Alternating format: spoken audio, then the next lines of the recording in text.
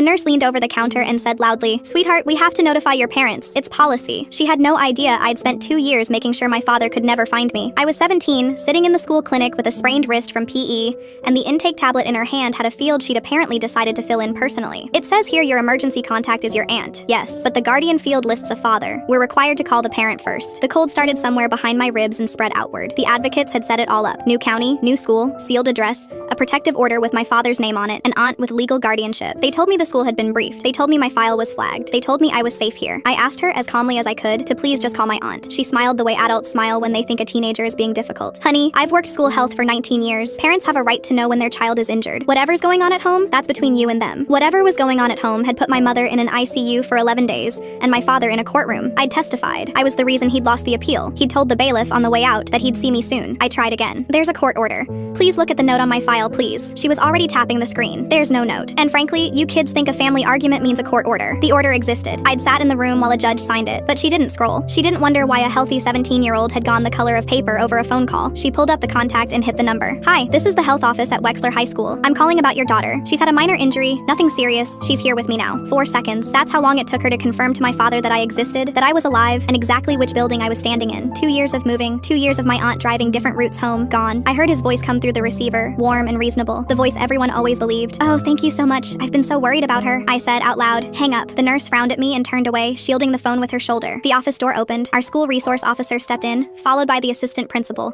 who was holding a printout and moving faster than I'd ever seen an administrator move. "Ma'am, end that call. Now," she startled. "I'm speaking with a parent." He took the phone out of her hand and hung it up. Then he set the printout on the counter and turned it around. My name, and beneath it, in red, "No contact. Court order. Do not release information or location. File flag 04. This is on the first screen of her record," he said. "It's the first thing that loads." I didn't scroll. You didn't have to scroll. The officer was already talking into his radio, requesting a unit to the building. Then, more quietly, to the assistant principal. "Call her guardian. Call the DA's victim advocate and lock the west entrance." The nurse's mouth opened and nothing came out. Then finally, "I was following policy." "You overrode a judge," he said. "They moved me to the front office with the blinds down. My aunt got there in 11 minutes. She ran 3 lights," she admitted later. "The advocate arrived 20 minutes after that with a folder and a very tight jaw. He didn't come. He was 2 hours away and had a probation check-in that afternoon, which is the only reason this story doesn't end differently. But the call was logged, and the call was a violation, and violations have consequences. We moved anyway. New district, new address, a school where the flag on my file requires a supervisor's login to even open." The nurse was placed on leave, then reassigned. I heard she told colleagues she'd been punished for caring about a kid. I've thought about that sentence a lot, because here's what I want people to understand. I wasn't asking her to break a rule. I was asking her to read one. The advocate said something in the car that I still hold on to. "You did everything right, every single step. An adult failed you, and that is not the same as you failing. I graduate in the spring. My aunt is coming. Nobody will read my legal name out loud."